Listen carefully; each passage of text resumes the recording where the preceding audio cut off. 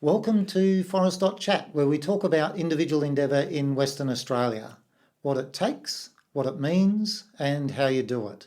I'm your host, Paul Vandermeer, and in today's episode, we're talking with Amanda Owen-Tucker about speedboat racing. Amanda started speedboat racing about 7 years ago, and they actually call the pilot of the speedboat because they're actually above the water. So that's an interesting little thing that we'll talk about. And she's still doing it. Welcome to Forest.chat, Amanda. Thank you, Paul, for having me. Very exciting to be here today and talking about speedboat, my love, and also telling you a little bit more about what it's all about. So, Amanda, what is speedboat racing? Well, speedboat racing involves a boat and an engine, obviously, and racing against either the time, around buoys, or even a flag. So it is around the world, and we do have a club in Burswood called the West Australian Speedboat Club, and that's actually where I started, thanks to my husband Tim, who got me involved in this. So he's to blame. He is completely to blame, but actually it is at that time, a world number one female racer called Marit Stromme, and he was watching a video of her and he got the bug back because he used to race in South Africa, and he thought, well, if she can do it, I can do it. And we went, and I said, look, I'll give it a first season. I was absolutely terrified, and I did the season and I was completely hooked. So it is all about racing, going against yourself. Obviously, you do race against other people, but it's all about being your personal best and your personal best getting better and better each week or each month, and a racetrack that is never the same because we're dealing with waves, with wind, learning how to read, all of these things, and upping your skill level as well. So if someone of my age can do it, starting late in life, I'm sure anyone can. There you go. Like, age is never a barrier, is it? Not at all. Not at all. Let's delve into a bit of the structure around speedboat racing. There's obviously a club. Does a club belong to an association that's like Australia-wide or worldwide or anything like that? Yes, we have the Australian Powerboat Association, and they govern all of the racing Australia-wide. And there are different classes. So you start off in juniors, and then depending on, you've got juniors and they've got 15 horsepower engines, and they learn the technique and everything, and then you go up classes. So we in WA have the 15 horsepower junior class, then we've got the 25 horsepower class, which is for adults and people over 16, and that is where I started. Then we have the 550 class, which I went up to, which is a little bit faster. And then we have the bigger boats. So we've small boats, then you've got bigger boats, such as our V8 boats and ones that look like an aeroplane on water, and they are the Formula 1, Formula 2 and Formula 3 boats. And they go even faster. So it's pretty much for everyone. There's a class for everybody. Pretty much, yes. Depending on how much money you want to spend, I think. And did I hear right that Tim's building you another boat? Yes, he is. We're building, but yes, we're building another class. So it's going to be looking like the one that's on like a plane, and it's going to have sponsons and going to turn better, kind of can turn a 90 degree rather than doing a round turn. So it is faster and it floats better on the water. So the radius of the turn makes a big difference, especially if you're having to take a big wide arc, you're increasing the length of your course. Absolutely. So these ones, if you see on the world circuit, they pretty much turn at 90 degree and they turn quickly. The G-force is apparently, because I haven't actually been in one, amazing. And yes, you actually have to learn different techniques. So you're in a 5-point harness, you have to learn how to get out of the boat if it capsizes underwater, and you have to have a helmet.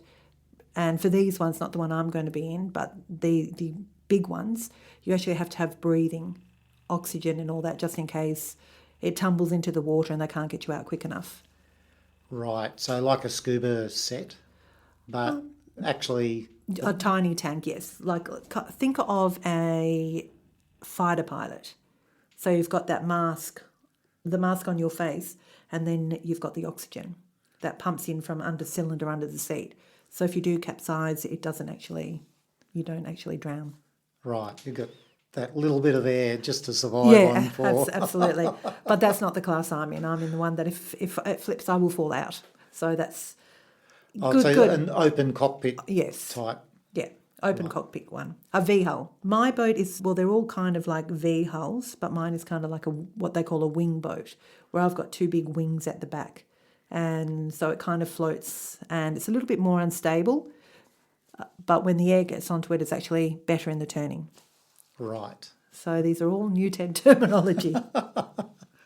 So there's plenty of variety in the boats. Like the 15 horsepower class for juniors, they're just a single hull. Are they a very standard sort of? Yes, the junior ones are all the same, pretty much, and they are just a normal boat, normal little V hull boat that you could buy. Well, there'd be fiberglass, and depending on how they make it, but pretty much the mould is exactly the same because they're all standard for those type.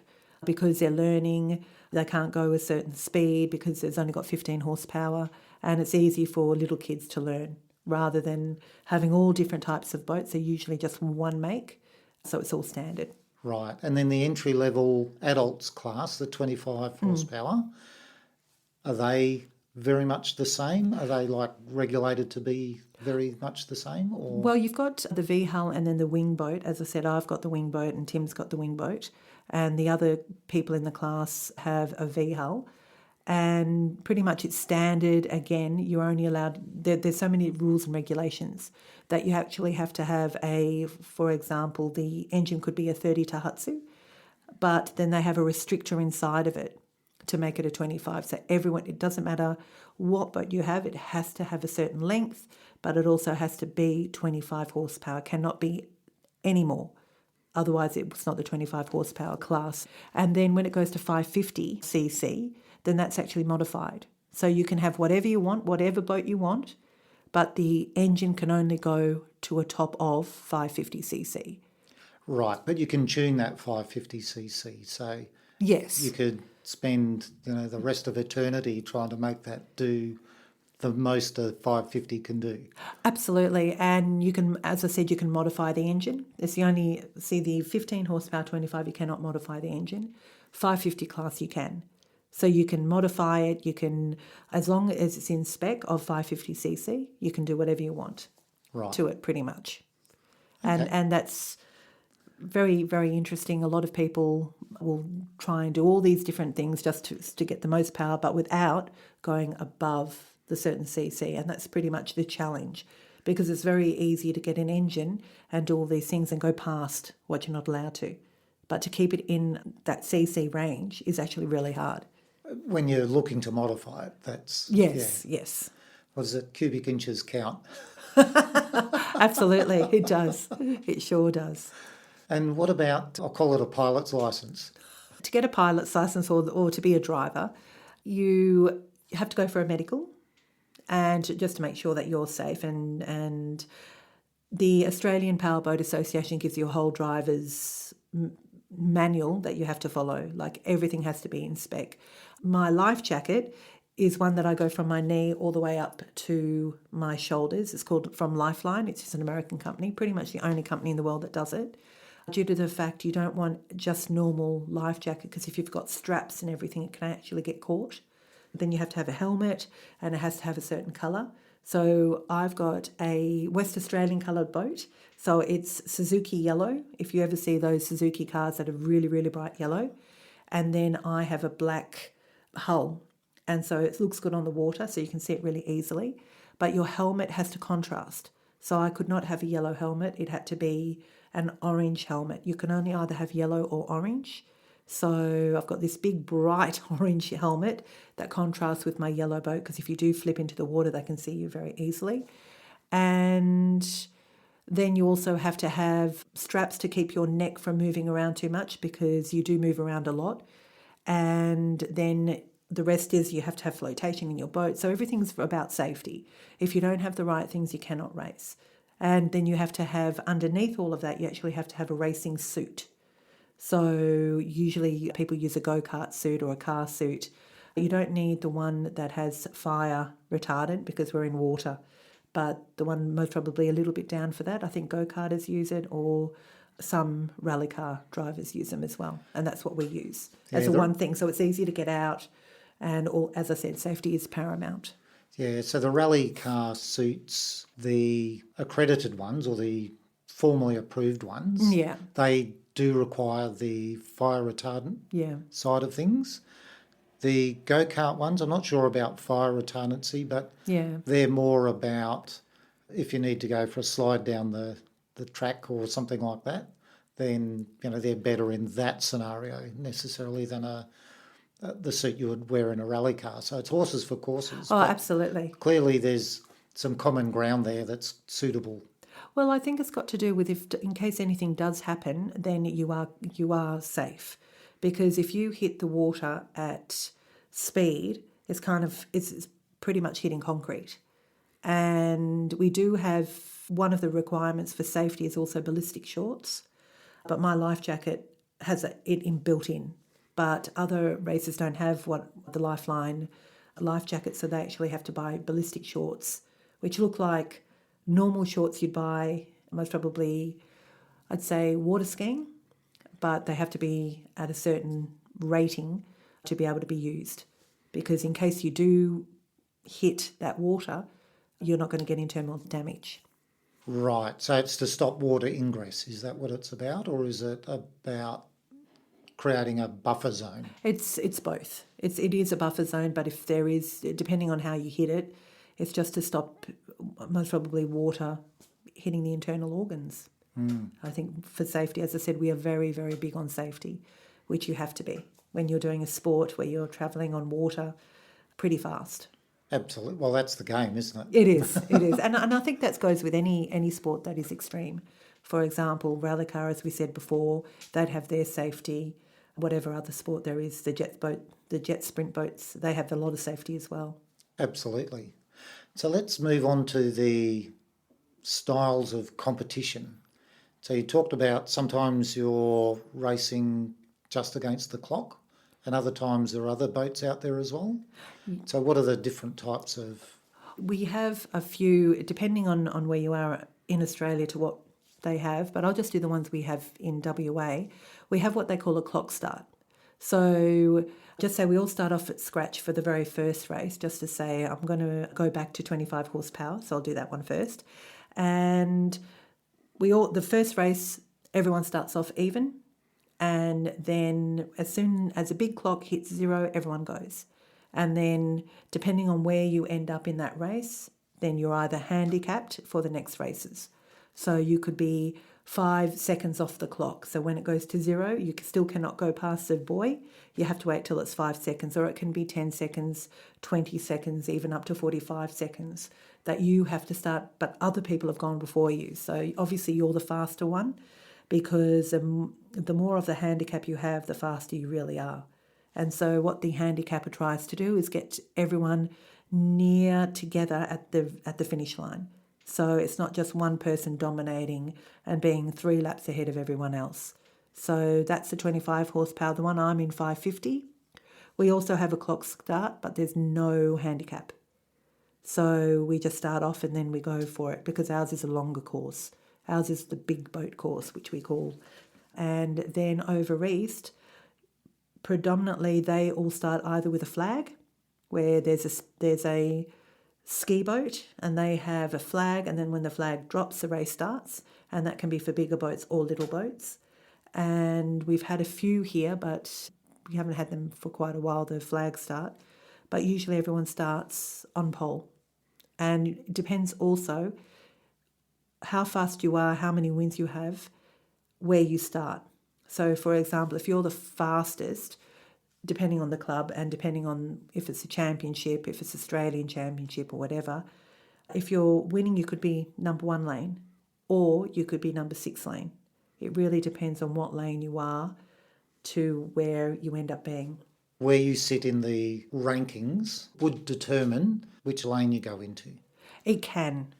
For example, Well, it depends in how many people they've got. So if they've got a huge, big club, like they have to have it over 2 days, then that's how it would work. So you would have maybe, if you've won all your races, you might be pole one in the inside lane because you've earned that.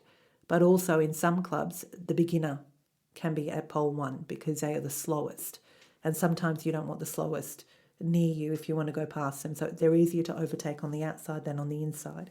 So that also could be a reason too. But when someone starts in our club, they actually have to be at the back.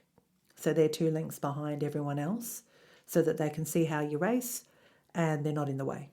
And obviously for safety that they are, because it is kind of scary, especially being behind people and you're very brand new and everything's just like, oh my gosh, stop, help, oh, I'm going to die type of thing. So yeah, so that's pretty interesting, I think. And it also depends, as I said, when we have our state finals, sometimes we pick the numbers out of a hat because it's one race. And so whatever number you pick, that is the lane you're in, and it goes from 1 to 8. It can be. You can compete against quite a few people. And you need to stay in your lane until the first boy, and then after that, you can go whatever lane you like. That's a ballot start. Yeah. A ballot choosing your lane, and then like an athletics track where you start off in your lane, but then later on you're able to all merge into the best line. Absolutely. And that distance to merge is to allow the field to separate a little, I think.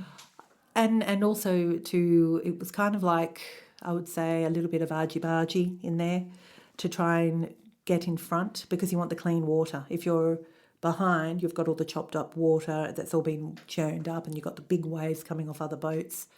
But you only can overtake with 1 boat length. So you actually have to be, again, safety. You aren't allowed to really cut in front of people too close. You have to have aware of your space. So it actually does get into... there's rules of the waves, aren't there? So even with sailing, you've got to be in the right spot. Different people have got right of way depending on which way the wind's going and all that sort of stuff. So I imagine there's a set of rules that you work to in that way. I would say the 1 boat length, and you just have to make sure that you have the right of way. Otherwise, not really. Don't go there. Yeah, it's just like go. And when you're in that frame of mind, you actually don't think about, the safety. You're going to turn a buoy, you're looking left, you're looking right, you're looking behind you to make sure that you are safe, but also that you're not being a danger to anyone else. I think it just comes naturally after time, and then you go. So you kind of forget, the rules a little bit because you're so used to doing it the correct way because it's been drummed into you that any other way you don't want to lose points, you don't want to be penalised, so you know to do the right thing. You become self-governing. Absolutely. So you talk a little bit about that. What is it about you that makes you good at this? I think to be honest, I don't give up. When going back to my very first few races, I can honestly say I wasn't a fan because I was scared. And even practising out in Bunbury near the Cut, that's where I started to practice to learn how to do all this. I'd never been in a fast boat. I didn't know how to read the waves. I was very green and it scared me. But I kept on trying because I knew that I had to give this a season and I wasn't going to give up because I would hate myself if I did. So I'd give it a season and then I could say, yep, I've done it. I'll never have to do it again. I'm never going to do it. And then 1 race turned into 2 races, turned into 2, and we have 4 races per event. So turn one event, turn into the next event, turn into the other event, and I was still behind. I had not passed anyone, and in our club you have to be 3 events, you have to be right at the back.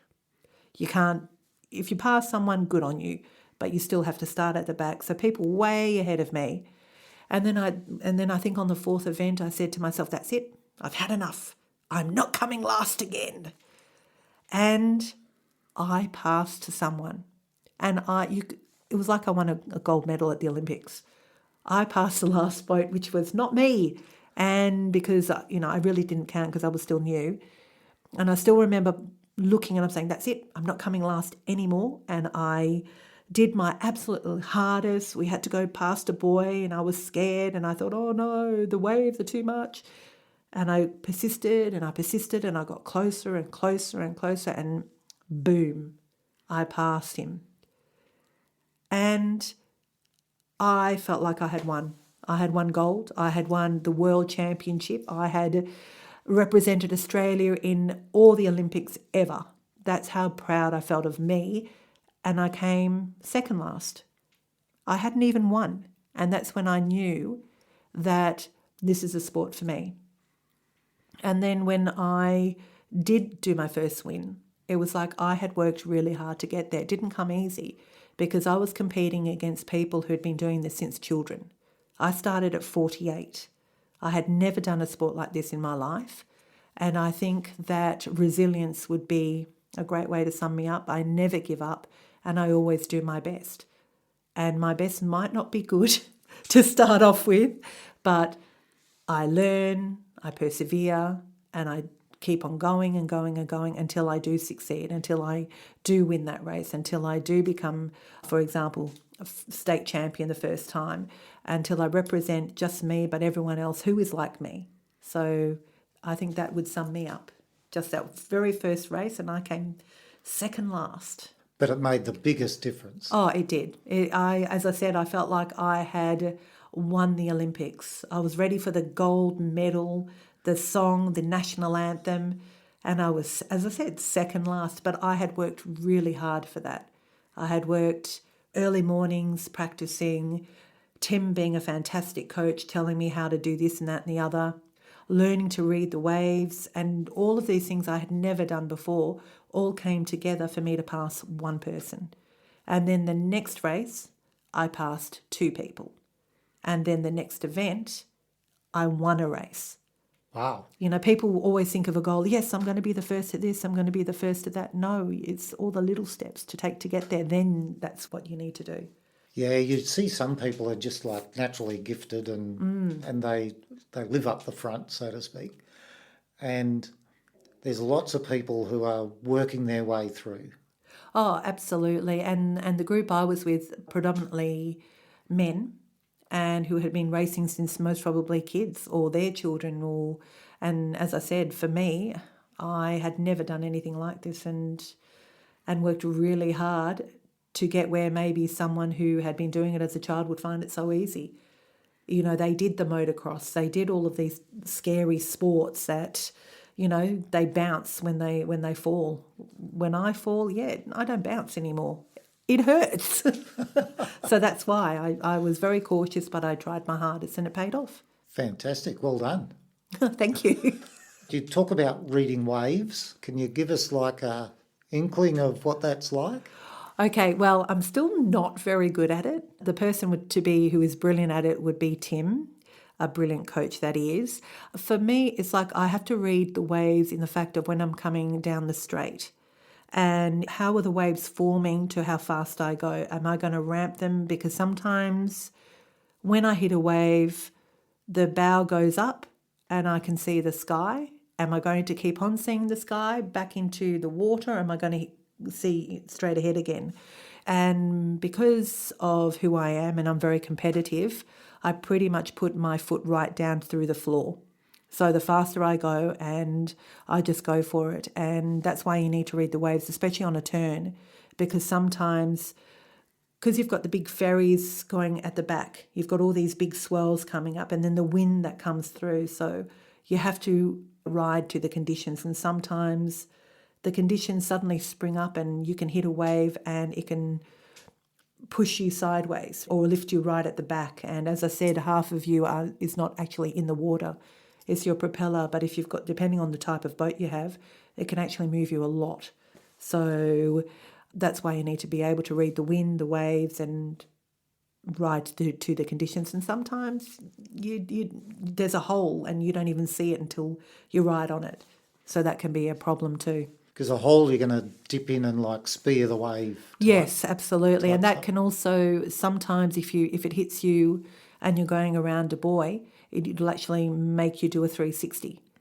So it spins you. It's kind of like you spin out in a corner that you would in a car, but this is on water, and if you hit a buoy, then you lose a lap, and you lose points, and if you pop it, all of these things, and you don't want that when you're racing. So I used to do that at the very beginning. At one corner, I have a famous corner where I call it the spin out corner, and because when you turn the steering wheel and you turn it too much and the wave hits you at a certain angle, then 360, and then it just knocks you about, and then you're thinking, oh my goodness, what happened? You're in the middle of a race, you have to try and get back on plane, which takes effort to try and not be last. So, yes. So that's where I learnt to read the waves, especially that corner, but now, I to be honest, I slow down. It's the only corner I slow down in because I don't want to spin out. And you're doing that for a good reason. Yes, it's called fear and trying to win, I think. Knowing when to back off in order to be further ahead. Well, that's a good way of looking at it. Very true. Very true indeed. Absolutely. We've talked about some things there with a lot of meaning for you. What about meaning for your family and for the community that you're able to be a speedboat racer? Well, I most probably would say the community first. When I started doing this or in this sport, and people asked, oh, what hobby do you do? And I said, oh, well, this is what I do. I had a lot of females around my age, peers, I would say, that said, oh, I don't know how you can do that. I'm too old for that. And I realised that people of our age, like I've just turned 55 and I'm still young at heart. And I like to do things. And yes, I might have the odd ache, the pain, but I still do what I can. And I realise that there's not really one person out there that's our age that does stuff like this. Men do, absolutely, but for women, not so many. And that's where I really started to be an advocate for that space, in the fact of doesn't matter how old you are, doesn't matter if you're 80. Okay, you might not do speedboat racing, but the oldest woman in Australia who did the Formula 1 and Formula 2, that looks like an aeroplane on water, she was over 70. So there are people out there, just because of your age, don't think that you're old. And I think that is one of the reasons that I like to tell people of what I do, to show other women around my age that, hey, age is just a number. And I know that's very cliche, but it's true. Sometimes I feel like I'm 180 years old and I will move like that. But other times I can feel like I'm 20. But on a whole, if you keep on worrying about your age and worrying about, I'm too old for this and I'm too old for that, then you're going to age yourself. Get out there and do stuff that you want to do. Don't let age hold you back, because that's just a number. And that's what I think is important to. And I know where in my workplace, where the girls have seen me become a state champion, and they have, I talk about it as in when I'm at work. Because some girls say, oh, I can't do anything, I can't do this. I say, well, look at what I've achieved. I started at 48 and this is what I've achieved because I've worked really hard at it. But you're so young, you can achieve things too. And I think it's a good experience in that respect of community. And for my family, well, funnily enough, I got my son into racing. So he loved it so much, and I think the whole reason was he wanted to beat his mum. Hasn't happened yet, but that's okay. So as in with family, and I know Dad's proud and my son's proud, and I'm proud of them because they've been big supporters of me as well. And the main instigator, Tim, he also rides with me. We do it together, and it's a family affair now. And I'm proud of every time he wins, and he's proud when I win. And sometimes we win together, so it's great. Both in the boat at the same time? No, two separate boats. And then my son rides in Tim's boat until mine's completed, and then he'll have my boat. Right. So because he's busy with work and starting off his life at 25, my son. So, yeah. So I think on a whole, it's really good to see someone else who does something completely out of the ordinary. And also looking at overseas, with, and I mentioned at the very beginning, of Marit Stromme, and where she was the only female in an all-male sport, and she had to work very hard to get where she was.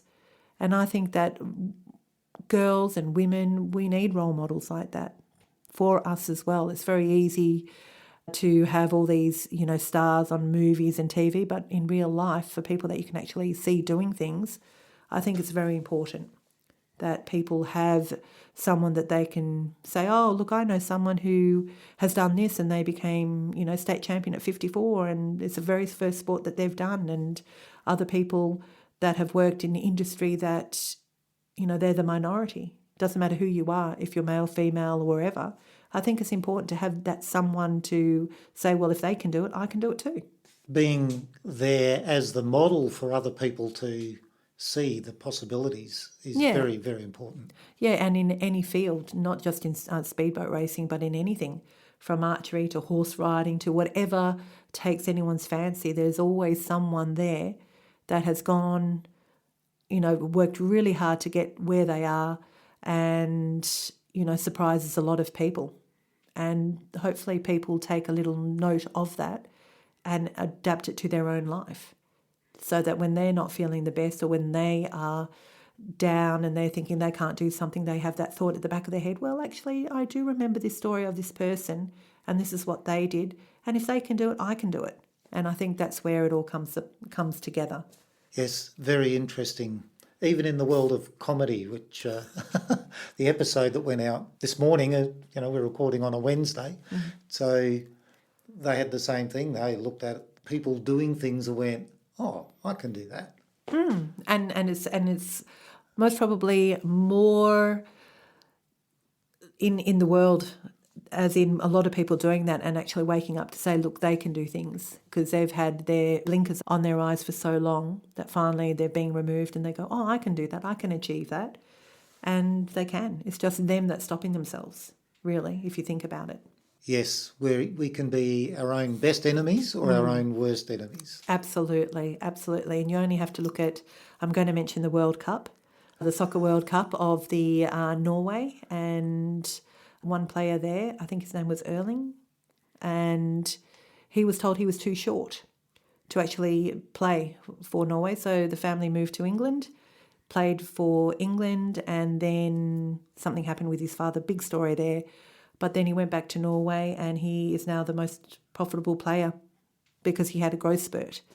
And now he is just so in demand, and he representing his country, but he was told that he couldn't to start off with because he was too short. And right. I think when he was a child, not as an adult. So it's very interesting. As I said, someone's told something no, but then they turn out being the best person in that sport that they were told they were never good at, or too short for, or too big for, or whatever. People can be very quick to categorise people without understanding who they are and where they're at. Yeah, absolutely. That's a very good point. So if somebody wanted to actually take this on, Amanda, what would they need to do? What they'd have to do is they could contact the APBA, which is the Australian Powerboat Association, and on their webpage there are actually a list of clubs that actually have contact details of who to contact, and also if it's in West Australia, you'd contact the West Australian Speedboat Club and then talk to the people there, and they'll put you in the contact of what you have to do. This is how you have to go. You can even have a come and try, where at the end of our meet, for example, you could come and see me and I could put you in the boat and you'd go one lap around to see if you like the idea of being in a boat on the water, and then you go from there. Who would say no at that point?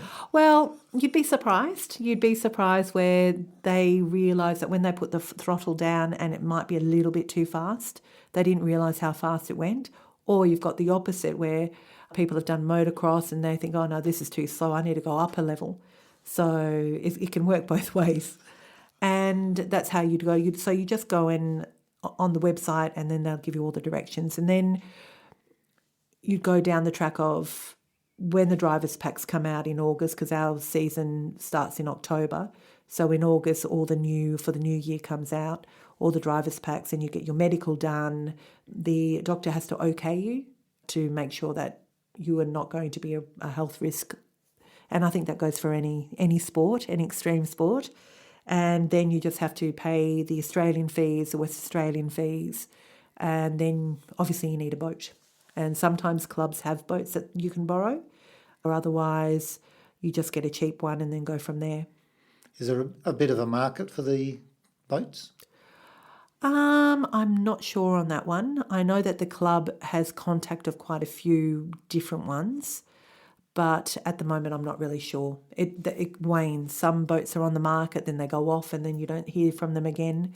Because funnily enough, Bunbury had their own speedboat club just before, I think, September 11th. It actually used to be bigger than the Perth one. Wow. But because of September 11th, the insurance was too much and they had to can it. So there's only one now, which is in Perth.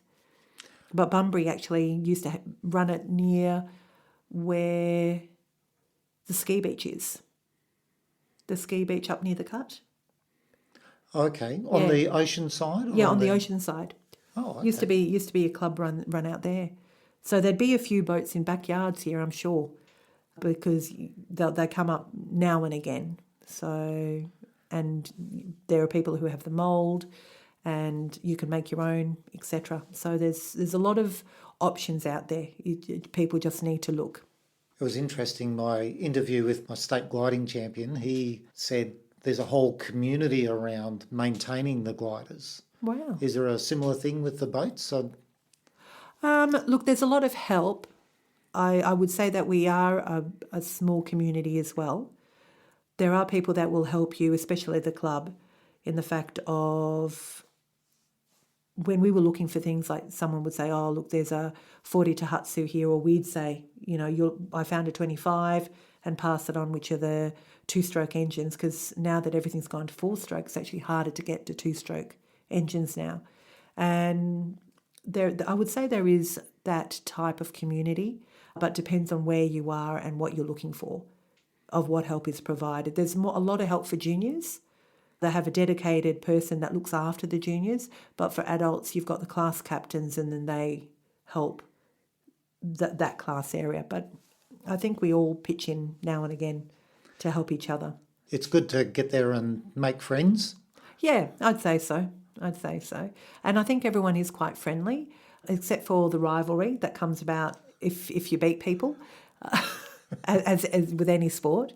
But it's all fun, all tongue-in-cheek type of thing. Our first race is usually at Lake Tauranga in October, and that sets off a great weekend. And then it's in Perth, Burswood, just outside the casino, the ski club area, that we have once a month is our race meet, weather dependent. So October is Lake Tauranga, usually at the end of October. Okay. And then November, December is Burswood. Then they miss out January. February, March, April, May is at Burswood. And then May is usually our state championship as well. And that's probably the one that's most likely affected by weather, I would imagine. Yes, it can be. Sometimes we've had to have it the year after in October because of weird weather. I think one was a cyclone. Then apparently in June there's a lot of water that comes down and logs or something, and we have to be very careful because we can't hit submerged anything. No. Because that will disintegrate the boats. And then there's a whole, we've had a few accidents out there which has had the water police and all of that because it's a safety thing. But it all ends up being perfect because we're all got our safety gear. All the protocols are there. So, but there can be collisions or yeah, floating debris in the water or submerged debris in the water. Well, absolutely. And if they find any of that, then they actually just can, because we're more important than the sport in that respect. But we also have a lot of safety in the fact of we've got our rescue boats. We've got two of them. So we've got 4 people. So one the driver, and then you've got someone who has scuba gear. And just in case there is a major accident and then the person is trapped, they can quickly get in the water and rescue them. So we have that all the time. So 2 on one end. And they also make sure that no jet skis come through, no boats, because sometimes, even though we've got our buoys and it says do not come here, race in progress, people think it doesn't apply to them and they'll come straight through the course during a race. So we have to know flags, we have to know all of that, so immediate stop. Clearly the rescue boat will be keeping an eye out for any of that sort of stuff. Oh, I imagine. absolutely, absolutely. So, I mean, we've And had... there's also a lookout on the shore at the base, isn't there? Yes, we have our clock tower that can see also, but we've also had to stop a race because we had some swans. Oh, But, you know, we do care about the wildlife because we didn't want any of them injured, so they were moved along. So we've had for kayakers, jet boats, a boat that just happened to come into our not realising. And look, it happens. We stopped the race and then we started again, so it's not a big deal. And we've actually had that happen in a state championship.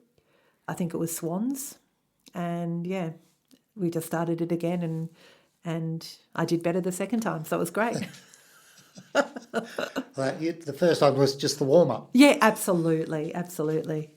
Thank you very much, Amanda, for coming on to Forest.chat. What I might ask is, what's next for you in your speedboat racing career? Thank you for having me, first of all. And next would be to go over east and compete in the Australian Grand Prix, which is the boat version, not the ones with the cars, obviously. And if I did, that means I'd be the first female to go over there representing the club. We were actually invited when I won my first state titles by clubs over east, but COVID, we were invited, we were going to go, we had booked the time off, and then the lockdowns happened, so we weren't able to go. But that's what I would like to do the Australian Grand Prix, and that is in Victoria, New South Wales and Adelaide, and you're competing against everyone in Australia, not just in WA or in Adelaide, and that's what I would like to do, maybe spend 6 months over there and do that. That would be a dream before, I'm going to say, get too old to be able to do it anymore, but I don't think that'll happen for a long time. But that's a dream, to go over there and represent WA in the Grand Prix. Wonderful. Great thing to look forward to. Absolutely. It's a goal. See how long it takes to get there. That's it, yes. And you're working towards it all the time. So, Absolutely. Absolutely. Stepping up with boats and... building boats, learning how to fiberglass, how to do all of this stuff I never knew I would ever need. So as I said, it's a learning curve by learning to build your own boat out of a mould or not with a mould, and repairing and changing engines and learning all the parts. It's actually bigger than I thought, but I love every minute of it. And I'm happy to keep learning. Fantastic. You've been listening to Forest.chat, where we talk about individual endeavour in Western Australia, what it takes, what it means, and how you do it. I'm your host, Paul Vandermeer, and in today's episode we've been talking with Amanda Owen-Tucker about speedboat racing. Remember, there are 4 ways to get involved with Forest.chat. Share the domain Forest.chat with your friends and family and people you meet. When you sign up for emails, you get advance notice of the episodes. If you want to listen to the episodes, go to forest.chat/episodes. If you do something interesting or that other people may find interesting, book an interview at forest.chat/interview. If you want to support a small business, book an advert at forest.chat/advert. I'm looking forward to joining you with our next guest. Until then, enjoy making it happen.